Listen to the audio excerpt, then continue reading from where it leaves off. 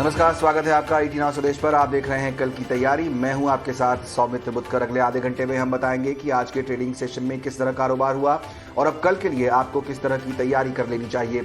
चलिए शुरुआत करेंगे ये जानकर कि आज क्या क्या खास हम शो में लेकर आए हैं। समझेंगे कि बाजार में जो गिरावट चल रही है वो थमने का नाम क्यों नहीं ले रही। कितनी ज्यादा गिरावट हमने देखी, 17,700 के लेवल निफ्टी पर आ चुके हैं। क्या मतलब है इसका और अब आगे आपको क्या करना चाहिए। इसके अलावा एशियन पेंट्स और HUL के भी नतीजे आए हैं, तो उनका एनालिसिस करेंगे, समझेंगे कि क्या करना चाहिए कल के ट्रेडिंग सेशन में आपको इन दोनों स्टॉक्स में। और साथ ही साथ रिलायंस के नतीजे आने वाले हैं कल, उसमें भी बात करेंगे। साथ ही आपके लिए लेकर आएंगे कल के लिए कुछ ट्रेडिंग आइडियाज भी।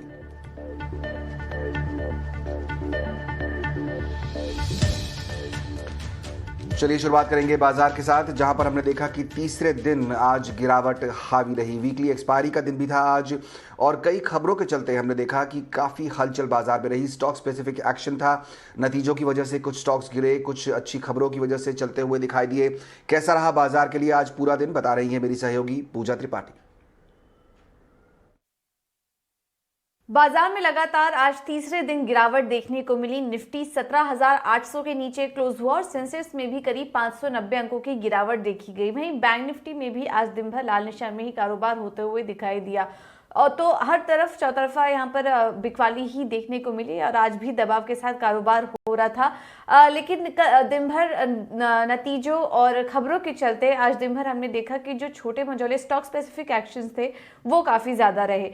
इसमें IT और फार्मा ने बाजार में आज दबाव बनाया और फार्मा इंडेक्स में लगातार हमने देखा कि 5वें दिन दबाव देखने को मिला। वहीं दूसरी तरफ पावर और मेटल शेयरों में से सहारा आज बाजार में मिलता हुआ दिखाई दिया। निफ्टी में चढ़ने वाले शेयरों में आज टॉप गेनर था पावर ग्रिड, जिसमें कि 4% की से ज़्यादा की तेज़ी देखने को मिली।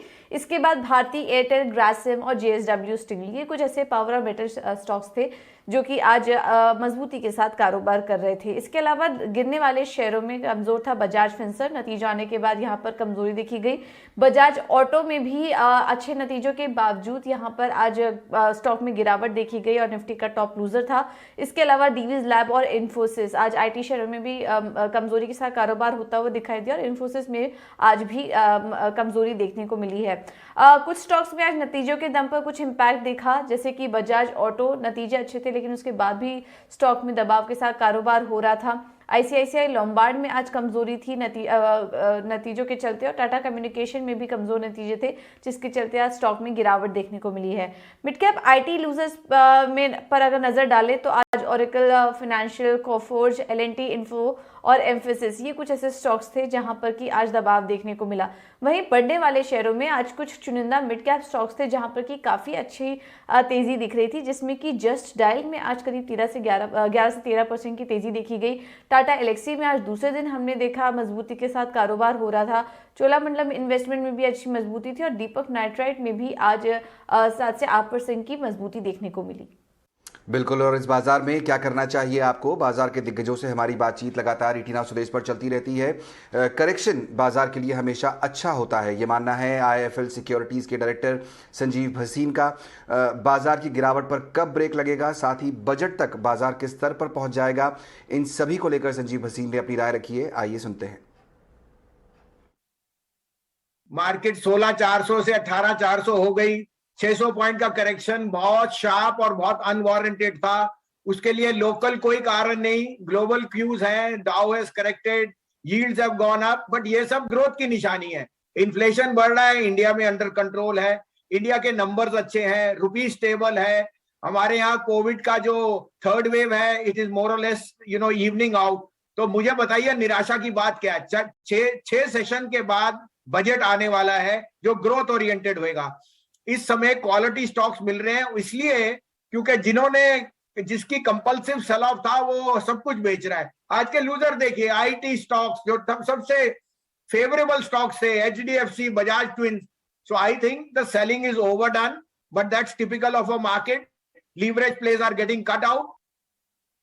बिल्कुल, तो यहाँ पर नज़र रहेगी बजट पर भी। ऐसा ही दिखाई देता है। हमारे साथ हमारे दोनों मेहमान जुड़ गए हैं, शर्मिला जोशी और देवांग शाह। आप दोनों का बहुत बहुत स्वागत कार्यक्रम में। देवांग, आपसे समझना चाहेंगे, कई अहम लेवल बाजार अब तोड़ता हुआ दिखाई दे रहा है। निफ्टी 17,700 के करीब पहुंच गया है।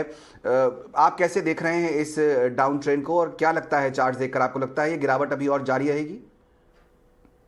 निफ्टी फ्यूचर की बात करें तो ओवरऑल हम देखें पास्ट फ्यू डेज में काफी करेक्शन देखने मिला है। नाउ आई वुड से कि यहाँ पे अग्रेसिव सेलिंग के लिए अवॉइड करना चाहिए, बिकॉज एक मेजर सपोर्ट के पास है निफ्टी फ्यूचर 17,680 एक सपोर्ट जोन है निफ्टी फ्यूचर के लिए। तो जब तक ये लेवल ब्रेक नहीं करता है, आई वुड से कि वी वुड से कि ये अग्रेसिव सेलिंग के लिए अवॉइड करना चाहिए। सपोर्ट की बात करें तो 17,680 का सपोर्ट जोन है। रेजिस्टेंस की बात करें निफ्टी का तो 18,000 का रेजिस्टेंस जोन है निफ्टी के लिए। ओके, तो वो अहम लेवल्स हैं जहां पर आपको नज़र रखनी चाहिए। शर्मिला, आपसे भी समझना चाहेंगे, अब जाहिर तौर पर लगता ऐसा ही है कि अगला ट्रिगर जो है वो बजट ही होगा। रिजल्ट सीजन तो चल रहा है और आईटी कंपनियों के नतीजे आ चुके हैं, कल रिलायंस के नतीजे भी आने वाले हैं। तो स्टॉक स्पेसिफिक एक्शन जाहिर तौर पर रहेगा। आपको लगता है कि अब बाजार अगर नए हाइज बनाएगा तो वो अब बजट के बाद ही हो पाएगा? यस, आई थिंक पॉसिबली अगले हफ्ते से थोड़ा बहुत मार्केट स्टेबलाइज होना चाहिए। आई थिंक जैसे अभी आपकी बातचीत हो रही थी, I think two big reasons. एक तो हमने देखा है कि इन द ग्लोबल मार्केट्स ये कंसर्न था कि फेड का जो फर्स्ट हाइक आएगा इंटरेस्ट रेट का, that could be as much as 50 bips. So उससे थोड़े बहुत मार्केट्स वहां पर संभले। और अपने यहाँ हमने देखा perhaps for the first time कि along with FIs, DIs, retail investors, इन्होंने भी प्रॉफिट बुकिंग की। तो आई थिंक उसका कंबाइंड इफेक्ट ये रहा, हमने देखा है मार्केट पर कि जिस तरह से मार्केट गिरे हैं। But I think given the fact कि अपने कॉर्पोरेट नंबर्स इस क्वार्टर काफी अच्छे रहे हैं, आई थिंक मोर और less so far, I think there haven't been too many misses, ऐसे कि बहुत ज्यादा खराब आंकड़े आए, ऐसे एक आधी कोई केस होगा। Most numbers have been in line और बेटर। और गिवन द फैक्ट कि बजट से एक्सपेक्टेशंस होगी and that next week we will see all that play out and then of course the budget. इन सब चीजों को ध्यान में रखते हुए मुझे लगता है कि अगले हफ्ते से मार्केट संभलनी चाहिए। ओके, तो अगले हफ्ते शायद कुछ ज़्यादा एक्शन दिखाई दे, लेकिन इस हफ्ते और आज के दिन क्या क्या बड़ी चीज़ें हुई उस पर फोकस कर लेते हैं। आज देश की दिग्गज एफएमसीजी कंपनी एचयूएल के नतीजे आए और नतीजे काफ़ी अच्छे दिखाई दे रहे हैं। On the face of it मेरी सहयोगी विनी मोतीवाला जुड़ रही हैं हमारे साथ, जिन्होंने नतीजों का एनालिसिस भी किया और कॉन कॉल भी सुना मैनेजमेंट के साथ। विनी, बताइए किस तरह के नतीजे रहे एचयूएल के? एफएमसीजी मेजर एचयूएल ने अपने Q3 के नंबर्स पोस्ट किए और देखा जाए तो inline set of numbers post किया है एफएमसीजी ने। ये टाइम मेन जो फैक्टर्स जो पॉइंट आउट किए हैं मैनेजमेंट ने कि वो है कि ये जो इन्फ्लेशनरी प्रेशर है मे बी वो कंटिन्यू रहेगा थोड़े टाइम आगे जाते हुए भी। तो नियर टर्म में इन्फ्लेशनरी प्रेशर्स होंगे तो उसकी वजह से ग्रॉस मार्जिन्स पे तो इम्पैक्ट होगा, पर वॉल्यूम्स पे भी थोड़ा इम्पैक्ट रहेगा। ये टाइम वॉल्यूम ग्रोथ आई है सिर्फ 2% पे, तो मे बी थोड़ा वॉल्यूम ग्रोथ पे भी इम्पैक्ट रहेगा because of this inflationary pressure. उसके अलावा कंपनी ने जो हाईलाइट किया है कि ये इन्फ्लेशनरी प्रेशर की वजह से जो रूरल मार्केट्स हैं वहाँ पे थोड़ी स्लो डाउन भी दिख रही है कंपनी को in terms of volume as well as value दोनों की तरफ से। तो श्योरली ये भी प्रेशर रहेगा और कंपनी एक्सपेक्ट करती है कि ये प्रेशर की वजह से कमोडिटी की जो हेडविंड्स है, चैलेंजेस है, वो कंटिन्यू रहेंगी थोड़े टाइम तक। तो जो उनकी कैलिब्रेटेड प्राइस हाइक्स है वो तो वो लोग देखेंगे और कैलिब्रेटेड प्राइस हाइक्स लेने की बात कर रहे थे मैनेजमेंट ने। उसके अलावा रेवेन्यू ग्रोथ देखा जाए तो 10%, 10.3%, 37% रेवेन्यू ग्रोथ है। प्रॉफिट ग्रोथ भी हुई अराउंड 17% की और मार्जिन्स है 25.4%। तो मार्जिन्स को सपोर्ट किया है कि उनकी रिड्यूस्ड एड स्पेंस जो है और अदर एक्सपेंसेस रिड्यूस हुए हैं, उसकी वजह से मार्जिन्स की एक्सपेंशन हुई है ये टाइम। और आगे जाते हुए भी कंपनी ने बोला है कि वो ये इबिटा मार्जिन्स मेंटेन करने की प्रेरणा करेंगे और मेंटेन करने की कोशिश करेंगे, is what the company has highlighted. तो देखेंगे कि आगे जाके कैसे रहेगी एचयूएल की परफॉर्मेंस, पर ये time surely inline set of numbers है। वॉल्यूम ग्रोथ आई है 2% पे। शर्मिला, आपने भी देखे होंगे एचयूएल के नतीजे, आपके लिहाज से किस तरह रहे? हमने देखा मुनाफा तो बढ़ा ही है और मार्जिन मेंटेन करने की बात कर रही है कंपनी। कैसे रीड करेंगी इन नतीजों को और अब कैसे ट्रेड करेंगे इस शेयर को? और टू की टेकअवेज, एक तो अगर नतीजे आप देखेंगे तो प्रेशर रूरल मार्केट से हुआ है। यहाँ पर लैकलस्टर जैसी बिक्री हुई है और पूरे आई थिंक लॉकडाउन के दौरान हमने देखा था it was actually the rural markets जहां पर इफेक्ट नहीं हुआ था और वहां पर सेल्स कांस्टेंट थे, पर पिछले 2-3 महीनों से हमने देखा है कि रूरल मार्केट्स लैकलस्टर रहे। So I think that's one area of concern. And the second area of concern is of course increase in raw material prices, और जैसे उन्होंने भी कहा कि कैलिब्रेटेड प्राइस हाइक्स लेने पड़ेंगे, और जो ओवरऑल हम विटनेस कर रहे हैं इन्फ्लेशन, उसका how they are able to really pass on those cost. लेकिन इस क्वार्टर तो उन्होंने बहुत ही अच्छा परफॉर्मेंस किया है। I think given the fact that इस तरह का चैलेंजिंग एनवायरनमेंट रहा, उसमें to meet your revenue as well as profit and थोड़े एक्सपेक्टेशन से बेहतर नतीजे देना is not a small feat. So I'm positive on the stock, but this is purely from a longer term perspective, क्योंकि मुझे लगता है कि इस तरह के near term concerns रह सकते हैं, लेकिन अगर आप if you look at the broader picture और किस तरह के returns HUL ने दिए हैं consistently, तो मुझे लगता है कि जो लोग एक लॉन्ग टर्म पोर्टफोलियो बनाना चाहते हैं, in that portfolio HUL should certainly find place.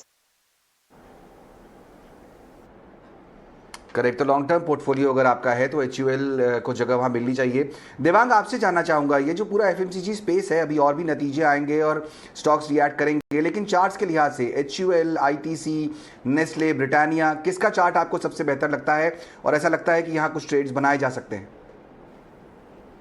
C overall FMCG की बात करें तो हमने देखा काफी करेक्शन देखने मिला है, और पर्टिकुलरली HUL की बात करें तो ओवरऑल अभी शॉर्ट टर्म चार्ट एक lower top lower term chart structure में, ऑल्सो डेली चार्ट पे एक हेड एंड शोल्डर पैटर्न है। तो वी वुड से कि यहाँ पे एक वेट कर वॉच करना चाहिए। इफ HUL 2200 के लेवल्स को भी ब्रेक करता है तो पॉसिबल है फर्दर करेक्शन देखने मिल सकता है HUL के अंदर।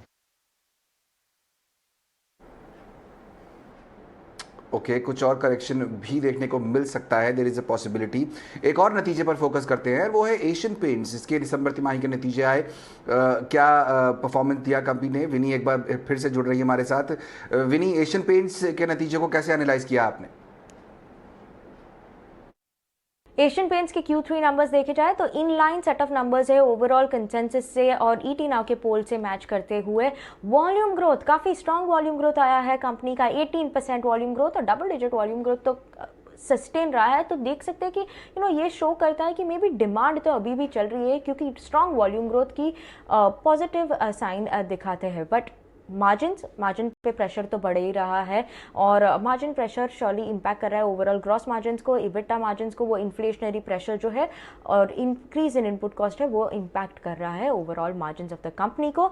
सिक्वेंशियली देखा जाए तो मार्जिन्स श्योरली इंप्रूव हो रहे हैं, क्योंकि नवंबर और दिसंबर के मंथ में एशियन पेंट्स ने प्राइस हाइक ली हुई थी, तो वो सपोर्ट कर रहा है मार्जिन्स को सिक्वेंशियल बेसिस पे, और इंप्रूवमेंट देख रहे हैं हम लोग मार्जिन्स को सिक्वेंशियल बेसिस पे। रेवेन्यू अप है 26% से अराउंड, प्रॉफिट्स डिक्लाइन हुए हैं और मार्जिन्स में भी थोड़ी कॉन्ट्रैक्शन दिख रही है, mainly due to the inflationary pressure. Overall segment wise देखें तो इंडस्ट्रियल कोटिंग सेगमेंट और ने काफ़ी double digit healthy revenue growth देखा है। होम इम्प्रूवमेंट सेगमेंट ने भी हेल्दी ग्रोथ कंटिन्यू की है, ग्रोथ वहाँ पे भी दिख रहे हैं। और ऑटोमोटिव कोटिंग्स जो सेगमेंट है वहाँ पे स्लाइड बिट प्रेशर है, क्योंकि ऑटोमोटिव सेक्टर पे थोड़ी चैलेंजेस देख रहे हैं, तो ओवरऑल वहाँ पे थोड़ी प्रेशर है। पर स्ट्रॉन्ग वॉल्यूम ग्रोथ कंपनी ने रिपोर्ट की है दिस टाइम अराउंड, और in line set of numbers है एशियन पेंट्स के। शर्मिला, एक और नतीजे और एक और सेक्टर यहाँ पर हमने देखा है एशियन पेंट्स में कुछ दबाव दिखाई दे रहा है, एबिटा भी घटा है और मुनाफा भी जो है कंसोलिडेटेड उसमें भी कुछ कमी आई है। जाहिर तौर पर जिस तरह हम देख रहे हैं कि क्रूड के प्राइसेस भी बढ़ रहे हैं, रॉ मटेरियल कॉस्ट लगातार कंपनी के लिए बढ़ती जा रही होगी, और कोविड की वजह से जो है जो होम इम्प्रूवमेंट का जो कारोबार है उस पर भी कुछ ना कुछ इम्पैक्ट तो पड़ा ही होगा। कैसे आपने देखा है एशियन पेंट्स के नतीजे के, कैसे एनालाइज किया, और अगेन क्या करेंगे स्टॉक पे नेक्स्ट? बिल्कुल, जैसे कि आपने कहा कि we can see the pressure कि क्रूड के प्राइसेस बढ़ने से जो उनके रॉ मटेरियल्स पर प्रेशर आता है, दैट इज वेरी एविडेंट कि किस तरह के मार्जिन इम्पैक्ट हुए हैं, और उस वजह से profitability, because volume growth has been good. So once again I think ये ऐसा स्टॉक है कि जिसको अगर आप देखें, उसकी हिस्ट्री देखें, तो किस तरह के returns this stock has given retail investors. So once again, a very comfortable buying the stock as a long term buy. लेकिन yes, I think in the near term ये प्रेशर बना रहेगा उनके मार्जिन्स पर। लेकिन I think the saving races की जो दो उनके सेगमेंट्स अच्छा परफॉर्म कर रहे हैं, they will continue to do well, both industrial coating as well as home improvement. क्योंकि मुझे लगता है कि once again open up trade में एक अगर आपको एक जो स्टोरी अच्छी दिखती है तो दैट हैज रियली बीन कि किस तरह से रियल एस्टेट सेक्टर पूरा रिवाइव हुआ है और as a proxy to that not just the paint for like new construction but home improvement also. So I think कि वो एक स्ट्रॉन्ग उस सेक्टर में स्ट्रॉन्ग ग्रोथ बनी रहेगी। And I think to do with autos it's more their concerns with semiconductors. It's not कि लोग कम गाड़ियां खरीद रहे हैं बट उनकी सबकी डिलीवरी डिले हुई है और उस वजह से उस वर्टिकल में प्रेशर है। So net net I think similar to HUL, I think अगर आप लॉन्ग टर्म पोर्टफोलियो बना रहे हैं तो I think Asian paint also deserves a place in that. हमें हमेशा प्रीमियम वैल्यूएशन मिली है उसको between the paint companies and that's for a very good reason. But I think near term pressure could be there for the stock, तो dips पर खरीदे यही राय होगी। But yes, it's a stock I like.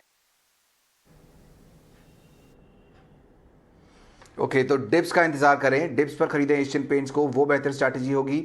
और again long term portfolio अगर आपका है तो आप एशियन पेंट्स को रख सकते हैं, ये शर्मिला की राय है।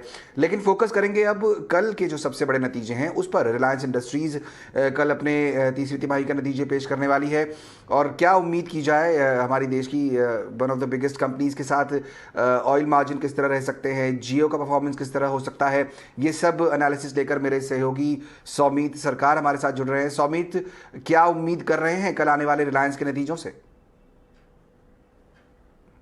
एनालिस्ट एस्टिमेट्स के हिसाब से रिलायंस इंडस्ट्रीज के नंबर थर्ड क्वार्टर में अच्छे आने की एक्सपेक्टेशंस है। अगर आप देखेंगे कंपेयर टू लास्ट क्वार्टर, तो कंपनी का रेवेन्यू करीब 8% से ऊपर हो सकता है, एबिटा 10% से ग्रो कर सकता है, मार्जिन करीब 15.8% पे आ सकता है और नेट प्रॉफिट करीब 15% से ग्रो कर सकता है। अब रिलायंस इंडस्ट्रीज के जो दो की डिवीजन रहेंगे जो ग्रोथ लीड करेंगे रिलायंस इंडस्ट्रीज के लिए, वो रहेंगे रिटेल और रिफाइनिंग। रिटेल में एनालिस्ट एक्सपेक्ट कर रहे हैं एबिटा का ग्रोथ करीब 21% होने का, क्योंकि जो फेस्टिव सीजन था उसमें एक स्ट्रॉन्ग डिमांड देखने को मिली।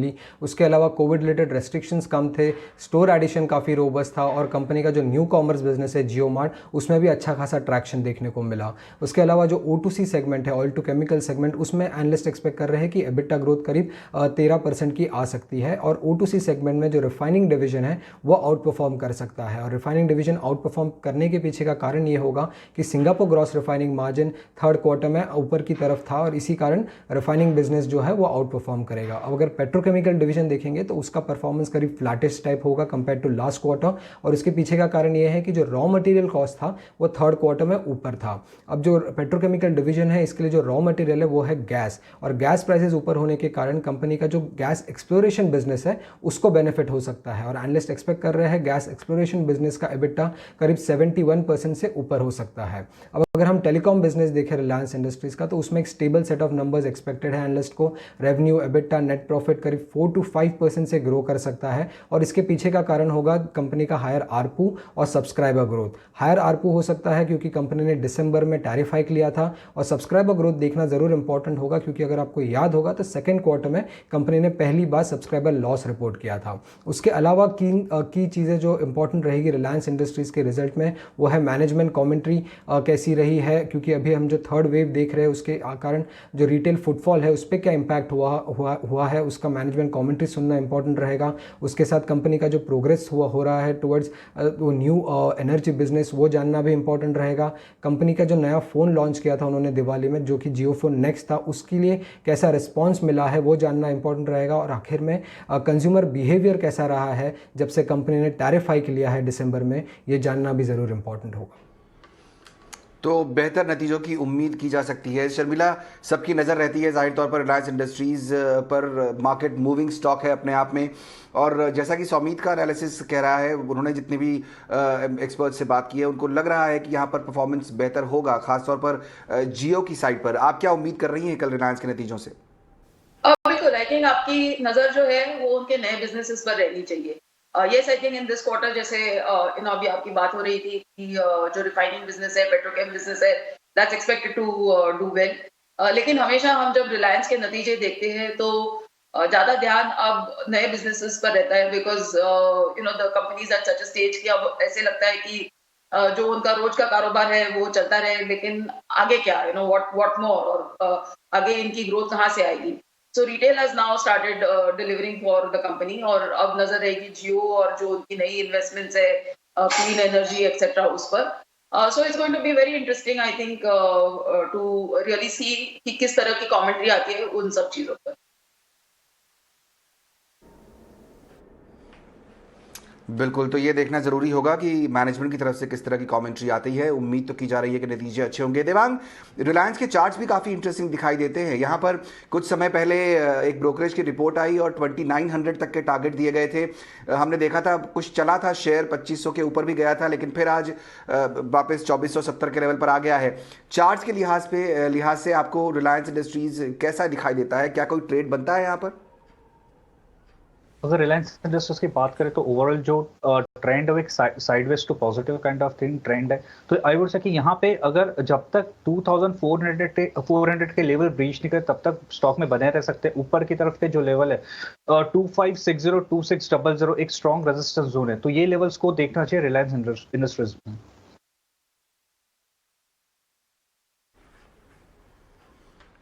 ओके, तो 2400 का लेवल अगर नहीं टूटता है तब तक आप बने रहें, ऐसा देवांग को लगता है। और ऊपर कुछ और अच्छे टारगेट्स दिखाई देते हैं, लेकिन जाहिर तौर पर फ़र्क इस बात का भी पड़ेगा कि कंपनी के रिजल्ट्स किस तरह के आते हैं कल, और मैनेजमेंट कमेंट्री कैसी रहेगी, ये जाहिर तौर पर फोकस में रहने वाला है। कुछ और अहम कंपनियों के नतीजे कल आएंगे। HDFC लाइफ, SBI लाइफ और JSW स्टील भी कल नतीजे पेश करेंगी, और ET नाउ स्वदेश पर सबसे पहले हम उनके नतीजे भी और उनका एनालिसिस भी आपके लिए लेकर आएंगे।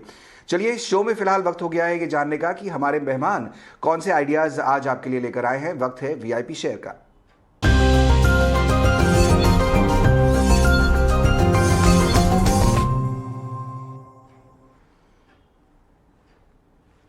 देवांग, आपसे ही शुरुआत करना चाहेंगे। बाजार में हमने काफी गिरावट देखी है, क्या लगता है आपको इस समय लॉन्ग साइड के ट्रेड बनते हैं या शॉर्ट साइड के?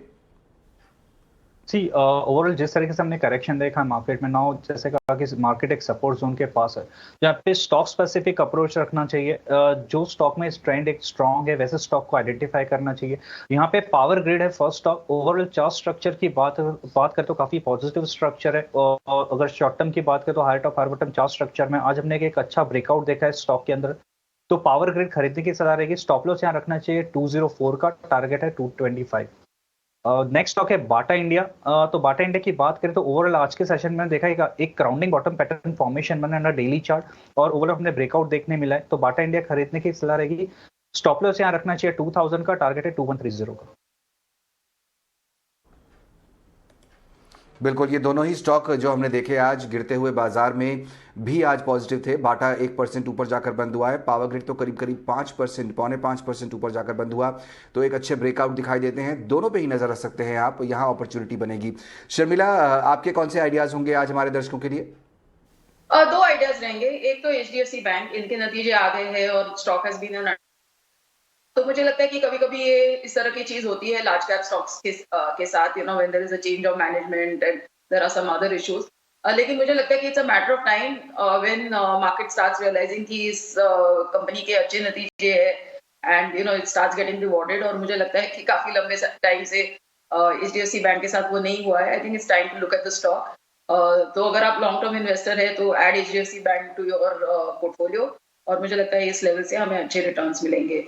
The second stock is not really a stock from a valuation perspective, that's Tata Motors, क्योंकि हम देख रहे हैं कि काफी जिस तरह से JLR वगैरह के लिए कमेंट्री आती है, बट बहुत वर्क फॉर द स्टॉक। और जो मुझे लगता है कि आगे चलकर भी काम कर सकता है, दैट इज जिस तरह का EV लाइनअप है उनका, और हम देख रहे हैं कि EV के पूरे एनवायरनमेंट को बढ़ावा देने के लिए और चीजें whether it is to do with charging stations, whether is to do with batteries, और बहुत सारी चीजें, things are changing very fast on the ground, की उसके लिए जो इंफ्रास्ट्रक्चर होना चाहिए वो बने। और अगर आप लाइनअप देखें गाड़ियों का, तो आज की तारीख में टाटा मोटर्स के पास सबसे अच्छा लाइनअप है EV कार्स का, and I think they are going to get the benefit of that, and market has a fancy just now, honestly, for EV as a play. तो मुझे लगता है कि ये लेवल से अपसाइड है टाटा मोटर्स।